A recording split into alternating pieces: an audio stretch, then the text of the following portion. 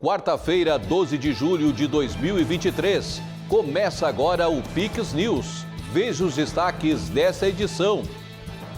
Em Santa Catarina, fábricas que produzem unidades penais serão beneficiadas com isenção de taxas.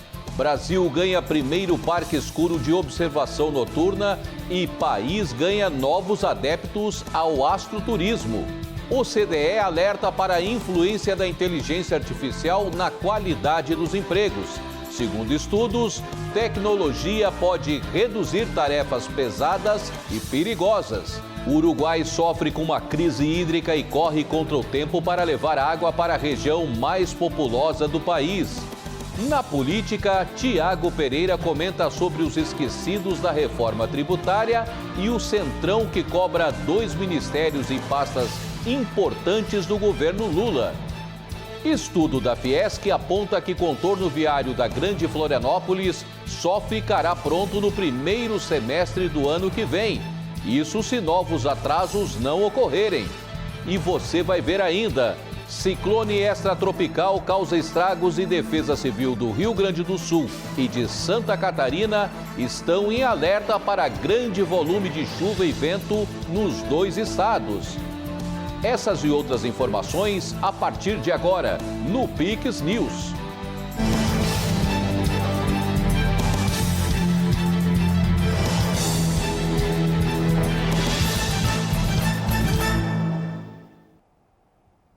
Estamos ao vivo pelo canal 11 do TMW Pix, 72 da CDN TV, 155 da Soul TV e o canal 6 da NX Play para todo o Brasil.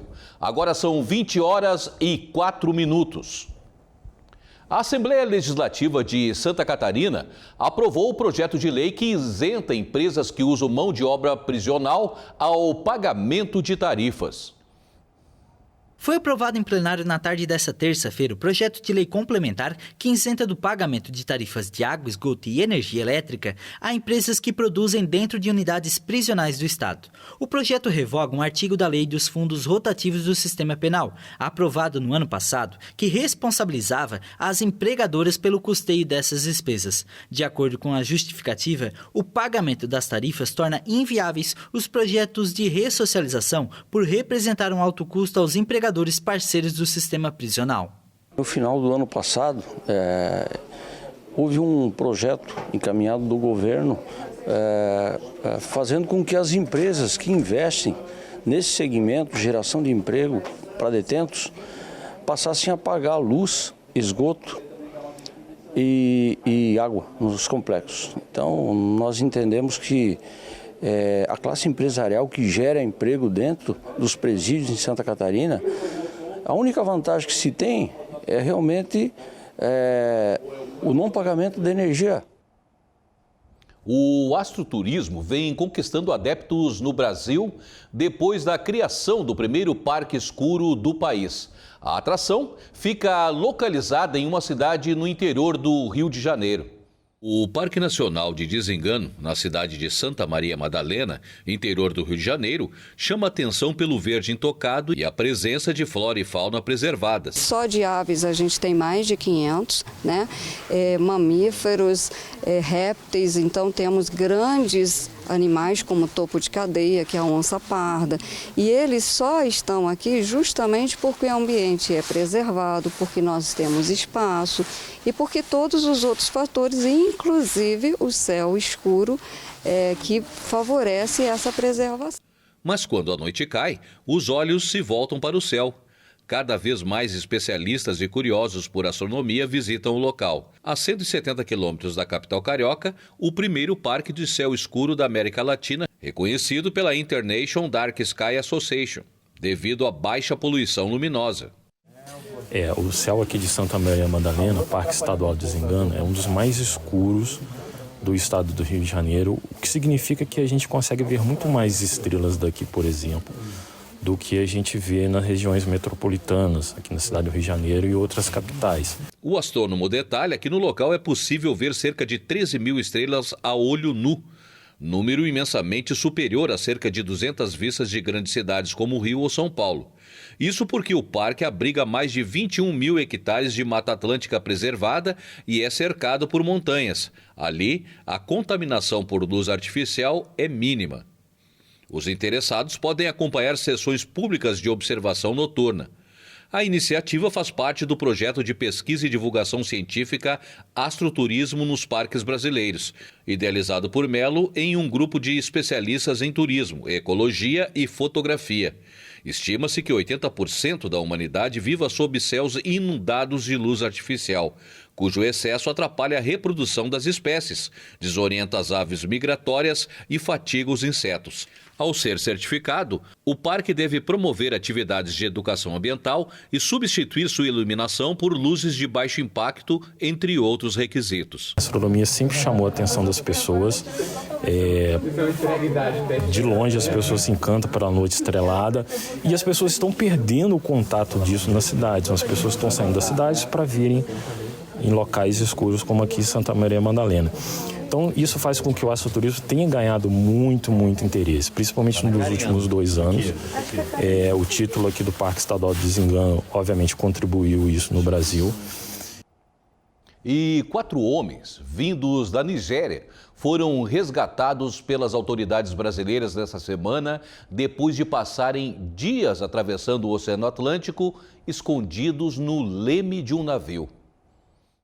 13 dias no oceano escondido no leme de um navio que tinha como destino o Porto de Santos.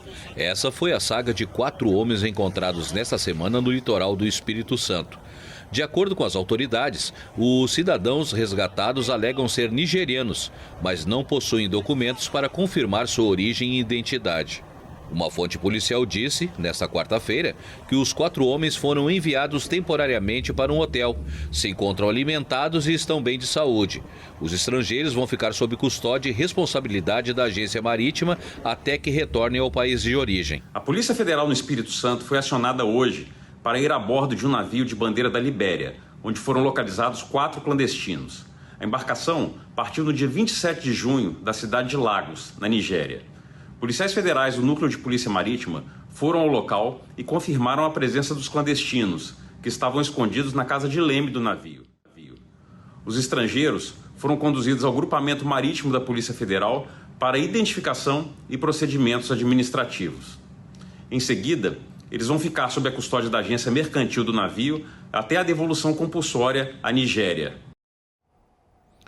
Um filhote de baleia franca foi encontrado encalhado, já sem vida, na manhã desta quarta-feira na Praia da Barra, em Garopaba, litoral sul de Santa Catarina.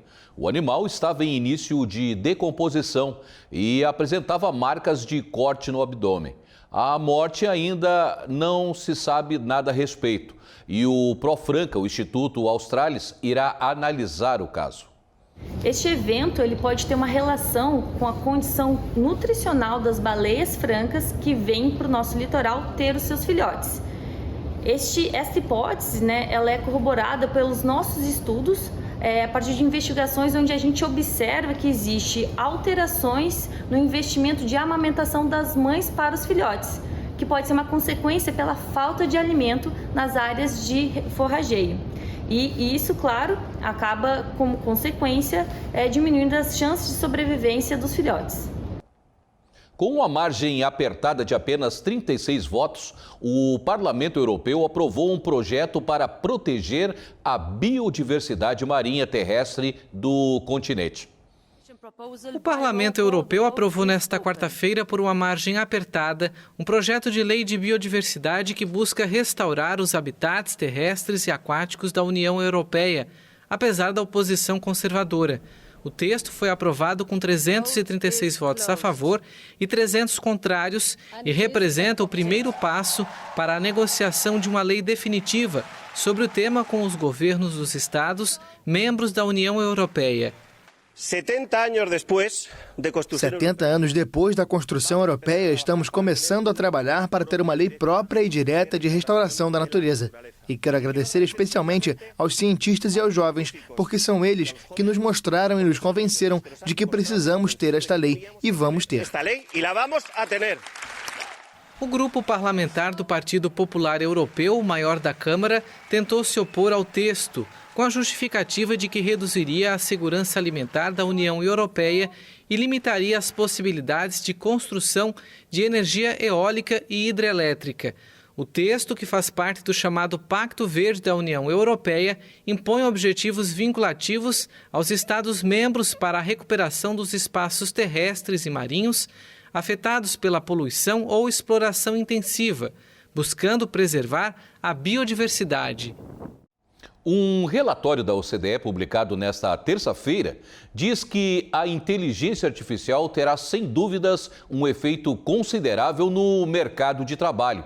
Mas até agora, a influência é sobretudo na qualidade, mais do que quantidade dos empregos. A Organização para a Cooperação e Desenvolvimento Econômico destacou nesta terça-feira a grande incerteza sobre os efeitos atuais e, sobretudo, futuros da inteligência artificial sobre o emprego. O relatório Perspectivas do Emprego 2023 confirma que a inteligência artificial vai ter um efeito considerável no mercado de trabalho. Mas, de acordo com o texto, a inteligência artificial até agora influenciou, sobretudo, na qualidade mais do que na quantidade dos postos de trabalho. A organização, com sede em Paris, considera que a inteligência artificial afetará quase todos os setores e considera sem precedentes a velocidade dos progressos registrados.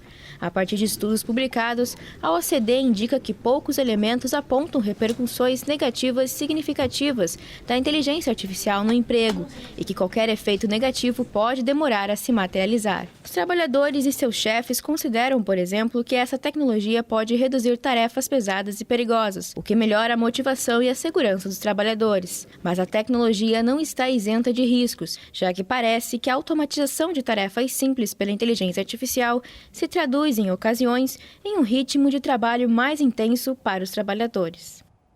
E parece que não é só por aqui. No sul do Brasil, o nordeste dos Estados Unidos e o sudeste do Canadá sofrem com chuvas torrenciais e inundações nos últimos dias. Centenas de pessoas precisaram ser evacuadas.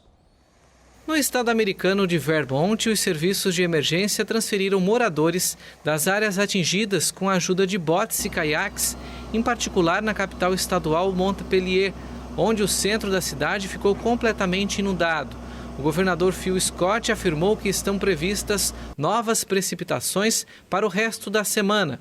De acordo com o Serviço Meteorológico Nacional, chuvas de até 200 milímetros foram registradas em alguns lugares em todo o nordeste dos Estados Unidos, particularmente na região de Nova York, onde uma pessoa morreu. No Canadá, mais de 600 pessoas tiveram de ser retiradas de casa na província de Quebec, vizinha ao estado americano de Vermont. Em um espaço de 48 horas, caíram quase 140 milímetros de chuva na floresta de Montmorency, perto da cidade de Quebec, a capital da província, o que provocou um aumento repentino no nível dos rios. Cientistas afirmam que as mudanças climáticas intensificam o risco de chuvas torrenciais porque uma atmosfera mais quente retém mais água.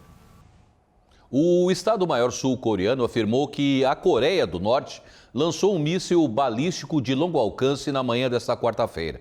O projétil foi disparado em uma trajetória vertical e percorreu 1.000 quilômetros antes de cair no mar do Japão. As relações entre as duas Coreias estão em um dos piores momentos, sem contatos diplomáticos entre os países e com o aumento dos testes de armas do norte, onde Kim Jong determinou o desenvolvimento do arsenal nuclear. Estados Unidos e Coreia do Sul intensificaram os exercícios militares conjuntos na região e prometeram o fim do regime norte-coreano caso utilize armas nucleares contra aliados. O Comando Militar de Seul detectou o lançamento de um míssil balístico de longo alcance a partir da região de Pyongyang, no final da manhã local. O projétil foi disparado em uma trajetória vertical e percorreu 1.000 quilômetros antes de cair no mar do Japão. A Coreia do Norte já utilizou em vários momentos os lançamentos com trajetória vertical para evitar que o míssil invada o espaço aéreo de países vizinhos. O Comando Militar de Seul afirmou que o novo disparo é uma provocação grave que prejudica a paz e a segurança na Península da Coreia e viola as sanções da ONU contra Pyongyang. E você vai ver a seguir: Uruguai sofre com a crise hídrica e corre contra o tempo para a Grande Montevidéu. No comentário político, Tiago Pereira fala sobre os setores esquecidos da reforma tributária e a cobrança do Centrão sobre o governo Lula. Contorno viário da Grande Florianópolis só em 2024, diz estudo da Fiesc. E as atualizações sobre a passagem de um ciclone extratropical que passa pelo Rio Grande do Sul e Santa Catarina. É depois do intervalo, voltamos já. Se joga na estação do Comprão e leva tudo de bom. Sopas e massas, queijos e vinhos, tantas delícias pra encher o carrinho. Aproveite! Batata lavada R$ 3,99 o quilo. Ovos vermelhos ou brancos bandeja com 30 por R$ 18,90 no cartão Toque. Alcatra com maminha inteiro a vácuo a partir de R$ 27,90 o quilo. Café Três Corações a vácuo 500 gramas R$ 11,99. Lava roupas Omo lavagem perfeita 2,4 kg R$ 27,99. Melhor preço do Comprão. Se beber não dirija. Vem aí o maior festival de rock da região, dia 15 de julho, a partir das 13 horas. O primeiro D20 Rock Festival. Serão mais de 25 artistas, músicos, bandas, flash tattoo, além daquele chopp de qualidade, eleito o melhor de Santa Catarina. Te esperamos para um dia de muito rock, aqui na sua Casa do Rock de Garopaba. Estamos de volta, agora são 20 horas e 18 minutos. Canos, escavações e obras. O Uruguai busca uma solução para a crise hídrica que atrapalha a vida dos moradores há anos. A medida é urgente, uma vez que a principal reserva de água doce da usina de águas correntes está quase esgotada. O Uruguai trabalha contra o tempo para canalizar água doce para a área mais populosa do país, onde há mais de 2 meses a água que sai da torneira é salgada devido a uma forte seca. Em Passo Valdez, 65 quilômetros a noroeste de Montevidéu, o governo avança na instalação de 13,3 quilômetros de tubulações para levar água do rio São José ao rio Santa Lúcia, a única usina que fornece o recurso natural desde o século XIX aos quase 2 milhões de habitantes da capital uruguaia. A empresa estatal OSE está construindo uma barragem e uma estação de bombeamento para aliviar o déficit hídrico que afeta a região há mais de 3 anos. O presidente Luiz Lacalle Pou estimou que as obras devem terminar ainda este mês. A medida é urgente, uma vez que a principal reserva de água doce da usina de Águas Correntes está quase esgotada. Em 11 de julho, restava apenas 3% da capacidade total da reserva. Diante da crescente escassez, a OSE construiu a represa Belastique, uma barragem emergencial para garantir que o fluxo da parte baixa do rio Santa Lúcia, que vem do estuário do Rio de la Plata e contém água salgada do Oceano Atlântico, chegue a Águas Correntes. Em Montevidéu e arredores, são consumidos 500 mil litros cúbicos de água todos os dias. No Parque Betley, o principal da cidade, o primeiro poço perfurado pela companhia para extrair água subterrânea produz cerca de 30 mil litros por hora, que são distribuídos por caminhões-pipa aos hospitais. Desde o início de julho, o governo fornece 2 litros de água mineral por dia para mais de 500 mil pessoas em situação de vulnerabilidade que residem na região metropolitana. O Conselho de Direitos Humanos da ONU condenou nesta quarta-feira a queima de exemplares do Alcorão e outros atos de ódio religioso. Mas as ações causam controvérsia, já que alguns defendem a liberdade de expressão. Vários países advertiram que o texto invade a liberdade de expressão. A resolução foi adotada após um debate urgente solicitado pelo Paquistão em nome de vários países da Organização de Cooperação Islâmica após a queima de um Alcorão na Suécia. O texto foi aprovado por 28 dos 47 membros desse conselho. 7 se abstiveram e 12 votaram contra, incluindo França, Alemanha, Reino Unido, Estados Unidos e Costa Rica. O texto inclui a condenação de qualquer apologia e manifestação de ódio religioso, incluindo atos recentes, públicos e premeditados, que desacralizaram o Alcorão. Também fez um apelo aos países para que adotem leis que lhes permitam levar à justiça os responsáveis por esses atos. Vários países, a maioria ocidental, manifestaram sua oposição às leis contra a blasfêmia e ao mesmo tempo em que condenaram energicamente a queima do Alcorão na Suécia.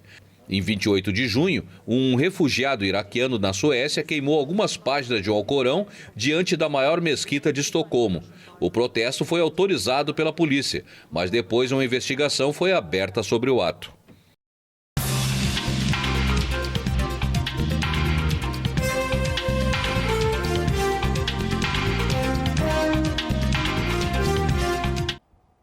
E agora chegou o momento do comentário político.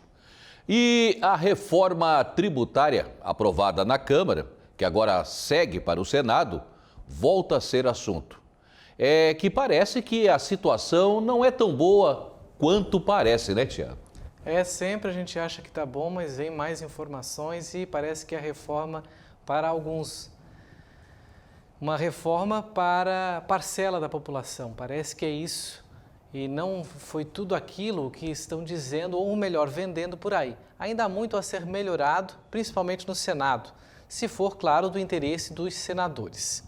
Olá para você, Marcelo, e para toda a nossa audiência qualificada aqui da Pix TV. A reforma, a gente sabe, é necessária, mas nos moldes que foi, tem muita discordância. Tem um grupo, óbvio, que apoia os beneficiados, mas teve também os prejudicados. A indústria vai ser beneficiada com redução de impostos. O agronegócio e o setor do serviço prejudicados. O setor de aviação ficou fora e também telecomunicações e tecnologia, que empregam muita gente e profissionais com qualificação. Como eu comentei na semana passada, a reforma tributária deve ser uma reforma de Estado, não de governo. E é nesse momento que começam as divergências. Uma reforma que não agradou 100% Lula, não foi a desejada por Haddad, mas também não foi a esperada pelos brasileiros. Embora onerou os cofres públicos, comprometendo mais de 7 bilhões em emendas parlamentares, certamente compensada depois com o aumento da arrecadação. Ou seja, quem pagará somos nós, eu, você aí de casa. A verdade é que as consequências do que foi aprovado na Câmara e será discutido agora no Senado, nós só saberemos mais adiante. E eu aqui falo com muita convicção, é que pelo menos a metade dos parlamentares não sabe o que vem pela frente. Muitos sequer se debruçaram sobre o tema que é complexo e técnico. Só ouvimos falar em unificação de impostos, não de redução. Alguém ouviu eles falarem em redução de impostos? Não. Até porque a proposta do presidente de plantão é outra, é um governo que não está disposto a reduzir as despesas. Mas, como eu sempre digo, estamos no mesmo barco. Vamos torcer que tudo se resolva, porque ajustes serão necessários. Serão. Vale lembrar que outras duas reformas passaram no Congresso, a trabalhista e a previdenciária. E as duas o PT foi contra. Meus caros amigos, a política é assim, dias de glória, dias de luta, e os que não estão contemplados, que lutem. Viu, Marcelo? Vão ter que lutar. Agora vão ter que começar a fazer reuniões, encontros, buscar as bases no Senado para esses setores que não foram contemplados estarem agora, o Senado vai ter que criar mecanismos e ferramentas legislativas para, já com a proposta aprovada na Câmara, colocar em discussão lá no Senado, porque caso contrário o projeto vai ter que voltar para a Câmara dos Deputados e aí mais discussão e dinheiro para mais emenda o país não tem. Aliás, não sei de onde tiraram 7 bilhões de reais, né? Mas é esse o jogo da política, né? Você tem que articular. E agora esses setores aqui em Santa Catarina muito forte de telecomunicações e também da área de tecnologia que ficou fora. Nós recebemos também informações da área da aviação que não foi contemplada, ou seja, a aviação principalmente a doméstica, que poderia beneficiar classes C e até mesmo classes mais baixas, para poder fomentar o setor, ou seja, reduzir os impostos, as alíquotas, baixar as taxas para aí sim baixar a passagem no bolso do usuário. também ficaram de fora. E agora todo mundo quer um pedacinho. E é isso mesmo, é que a economia ela é viva, né? Ela vai se moldurando a cada momento. Então a gente vai ter que aguardar agora em recesso, né? Você já vai falar isso aí, Congresso em recesso, mas a volta vai ser movimentada. Pois é, mas parece que não é por aí, Tiago. É mesmo com o recesso do Congresso, as negociações da reforma tributária seguem firmes em Brasília. É a conta que já está chegando? Tá, chegou e chegou pesada. Brasília nunca para, mesmo em recesso eles estão sempre articulando. É que o Centrão emitiu, Marcelo e audiência, um boleto cobrando o governo. 2 ministérios, Funasa e a Caixa Econômica Federal. A Fundação Nacional de Saúde, ligada ao Ministério da Saúde, deve ser a porta de entrada do Centrão para o segundo escalão do governo. Esse é o pedido mais simples, tem coisa bem mais cabeluda por aí.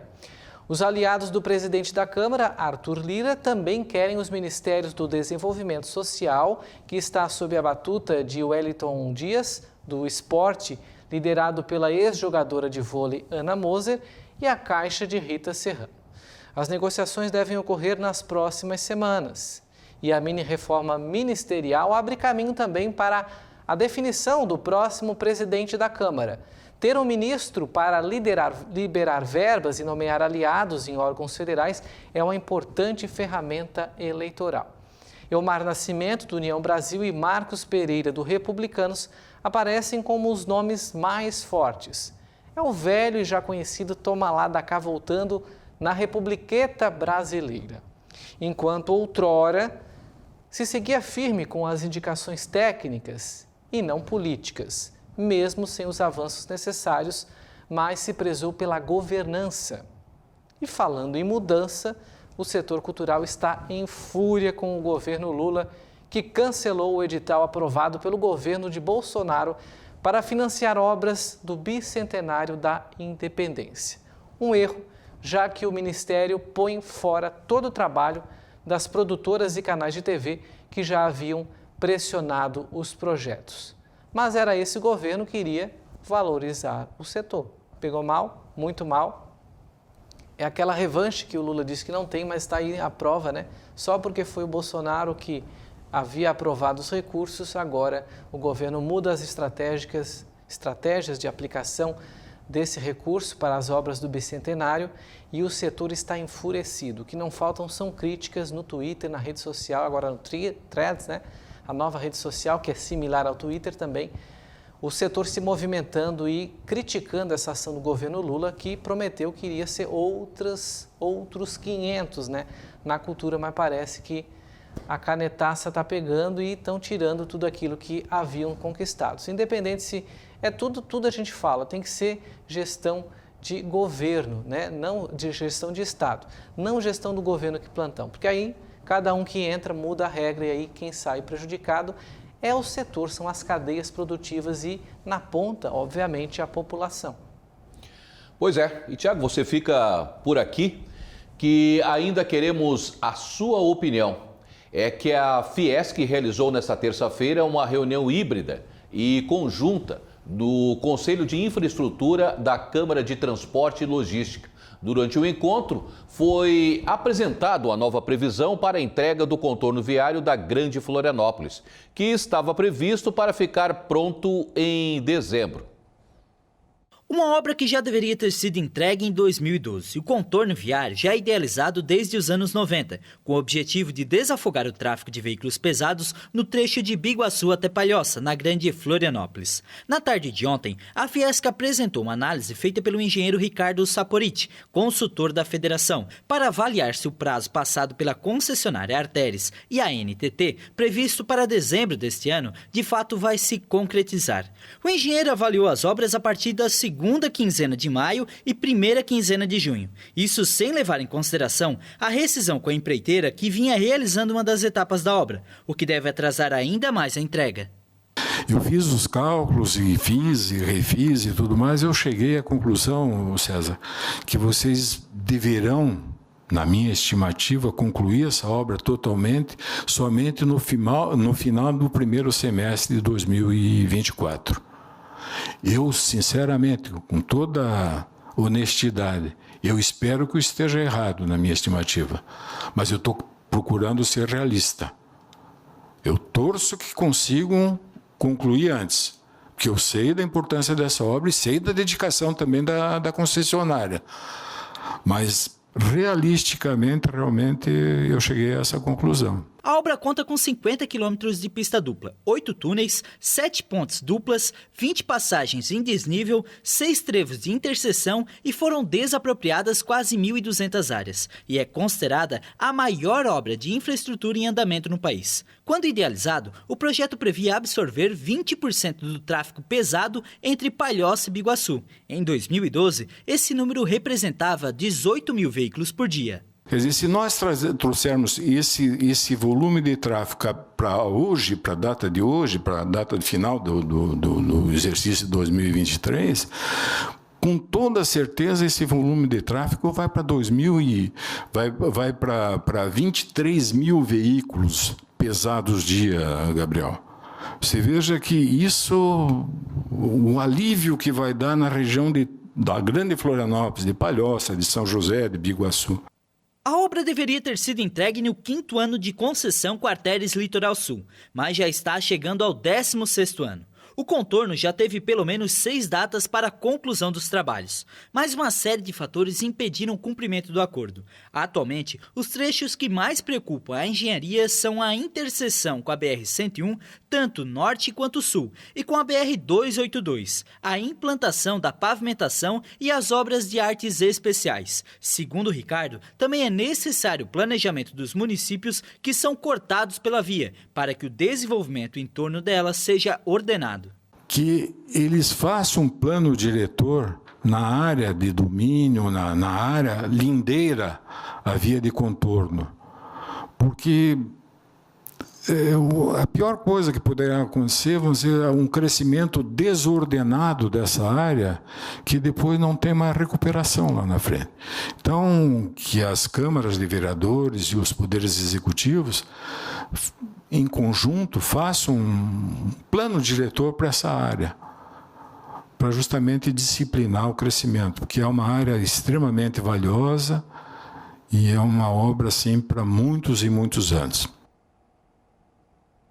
E nossa equipe procurou a Artérias Litoral Sul, que mantém a posição de entrega da obra para dezembro deste ano. Que confusão, né, Tiago? Bota confusão nisso, né, Marcelo? Uma hora é dezembro, outra hora agora é final do primeiro semestre do ano que vem. Mas quem vai explicar isso detalhadamente para a gente é o Vinícius, que está chegando aqui, o nosso repórter, que é quem fez essa matéria, né, Vinícius? Conte para a gente um processo que se arrasta há anos, né? Uma concessão pública, enquanto as obras não ficam prontas, a população sofre, não só o pessoal da Grande Florianópolis, mas também quem passa pela BR-101, porque é uma veia artéria do Brasil, né? Boa noite, Tiago, boa noite, Marcelo, boa noite a todo o público que nos acompanha. E, inclusive, além de toda a população, a própria economia do estado de Santa Catarina, né? Por isso, inclusive, que a Fiesc está acompanhando desde ali de 2014, fazendo esse acompanhamento, tendo a consultoria de engenharia. E vale destacar, principalmente, a falta de planejamento por parte de quem está executando essa obra. Desde o início, porque só para a gente ter uma noção, essa obra, esse estudo, ele foi feito pelos militares já na época ali de 94, 95, é um projeto já bem antigo. Fernando Henrique na época, né? Isso, é um projeto antigo, mas colocado em prática apenas ali quando a Artérias Litoral Sul assina esse contrato em 2008, devendo entregar ele em 2012. Após isso, a gente teve aqui, eu anotei, alguns prazos, deveria entregar em 2012, depois esse prazo se estendeu para 2014, depois foi para 2015, 2017, 2019 e agora finalizando o último prazo que eles deram e confirmam que ainda vão entregar ainda em dezembro deste ano, o que a consultoria feita, uma análise técnica, não é uma análise política, feita pelo engenheiro Ricardo, ele diz que muito provavelmente só no primeiro semestre do próximo ano. Vale a pena lembrar que isso a gente tem uma parcela da própria Artérias, que também demorou para executar esses trabalhos, já no início, já deveria começar esse trabalho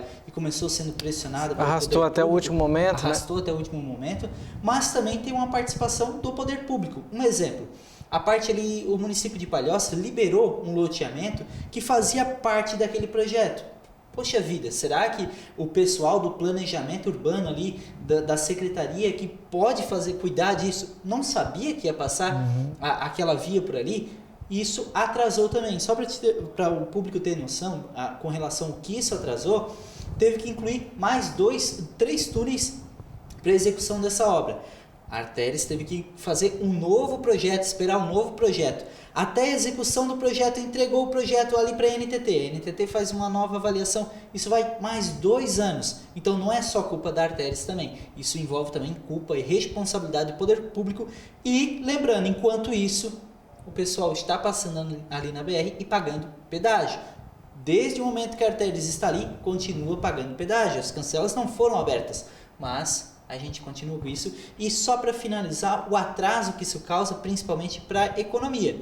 A gente está falando que lá no início, em 2012, seriam 18 mil veículos passando diariamente. Aqueles caminhões ali que quando você está passando por Palhoça, Floripa, fica naquela fila. Aquele caminhoneiro que perde tempo. Se ele tem uma carga, caminhoneiro ele recebe não só por carga, é por tempo também na estrada. Quanto mais tempo ele está ali na estrada, mais dinheiro ele está perdendo. Isso vai para o nosso bolso, vai lá para o custo da mercadoria.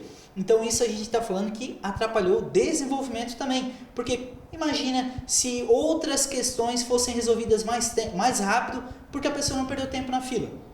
É dinheiro que a gente perdeu ali, é desenvolvimento que deixou de acontecer naquela região. A gente sabe que agora, se fosse feito hoje, seria em torno de 23 mil veículos. Esse número pode ser ainda maior. Mas a gente sabe que poderia ser ainda mais, além desses 23 mil, se isso fosse feito há mais tempo, mais cedo. Esse número hoje poderia ser 25 mil veículos transportando e trazendo mais desenvolvimento para a indústria, para o comércio, para toda essa região, Thiago. Ou seja, os números que são bons em Santa Catarina ou do Rio Grande do Sul, que usa a rodovia para escoar boa parte da sua produção, até para chegar até os portos, né? Com certeza. Muitas mercadorias não saem de Imbituba, então tem que sair em Itajaí, Navegantes, e fica represado. E a gente tem uma conclusão que contrato bem amarrado, né? Exato. Porque um contrato feito onde o benefício foi só para a operadora, para a concessionária. O governo, pelo que a gente vê, então, a própria NTT, que é quem deve fiscalizar, não pôde fazer muita coisa, né? Não fez muita coisa pelo que a gente vê até aqui. E claro que a gente coloca na matéria ali que é uma obra difícil de se fazer. Sim, a maior obra de infraestrutura do país no momento. Não é uma obra que fácil. Vamos abrir uma via aqui, é muito simples. Ela tem todo um custo, foram muitas áreas a serem desoneradas também, então isso gera muito tempo também, vai processos judiciais, mas mesmo assim, não valia a gente ter aí tanto tempo para fazer, já são aí quase 16 anos. Né?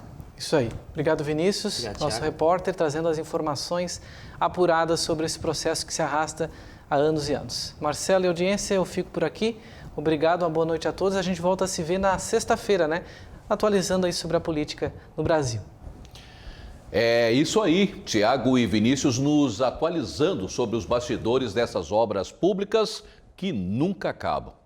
E agora vamos trazer as últimas atualizações do ciclone extratropical que atua desde ontem no Rio Grande do Sul e em Santa Catarina. A previsão para as próximas horas é de mais chuva e vento, principalmente no litoral. A Defesa Civil de Santa Catarina confirmou o sinal de uma microexplosão próxima às 7 horas da manhã em Herval do Oeste. A região já estava em sinal laranja de alerta. Logo após a identificação pelo radar, a região passou a ficar em alerta vermelho. Uma microexplosão é um fenômeno meteorológico caracterizado por intensas correntes de ar descendente durante uma tempestade. Ela ocorre em uma área localizada com um diâmetro de menos de 4 km e tem duração de apenas alguns minutos.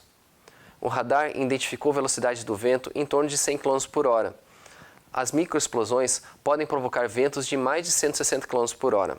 A Defesa Civil registrou relatos de enxurradas e alagamentos, destelhamentos e queda de postes de energia e de árvores nos municípios de Maravilha, Saudades, Piratuba, Cordilheira Alta, Nova Erechim, Pinhalzinho e Herval do Oeste. Por meio das evidências técnicas, foi observado que não se tratava de um tornado. Em situações de tempestades severas, como vendavais, busque sempre um local abrigado.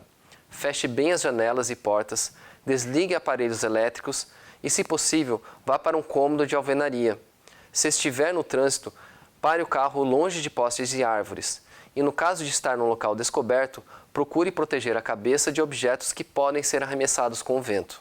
As fortes chuvas, inclusive, causaram interdição em 3 rodovias estaduais. Na SC 355, entre 13 Tilhas e Água Doce. Na SC 464, entre Arroio 30 e Salto Veloso. E na SC 453, entre Luzerna e Ibicaré, todas nos 2 sentidos das pistas.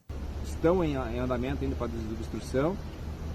O trecho da 464, no trecho que liga a cidade de Arroio 30 a Salto Veloso, e o outro trecho é a 453, que liga Luzerna a Ibicaré.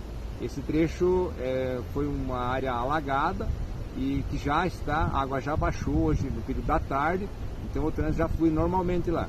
Se caso as chuvas reiniciarem e eventualmente o nível da água subir, a Polícia Militar Rodoviária estará informando, né, a nossa comunidade para que usem outras rotas alternativas de desvio.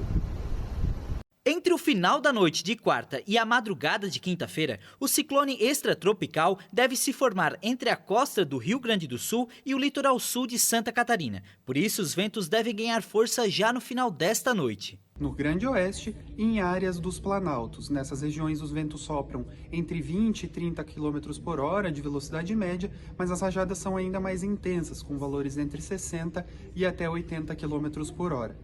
No litoral e em parte da Serra e do Vale do Itajaí, esses ventos começam a ganhar força já na madrugada, se estendendo ao longo de toda a quinta-feira. Os ventos sopram nessas regiões com valores entre 40 e 50 km por hora, mas as rajadas são bem mais intensas, com valores entre 80 e 90 km por hora, sendo que em áreas do litoral sul, parte da Serra Catarinense e da Grande Florianópolis Serrana, essas rajadas podem ultrapassar os 100 km por hora.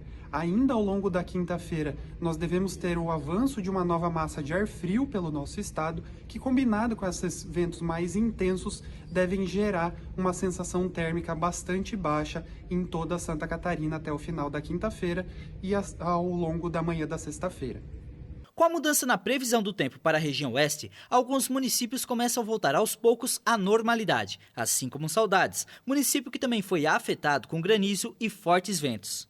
Pessoal, o Corpo de Bombeiros, então, de Saudades, estava preparado aqui para caso as chuvas persistissem e o rio chegasse a sair do leito, né? Então foi acionada a equipe da Força Tarefa aqui da 2ª Companhia.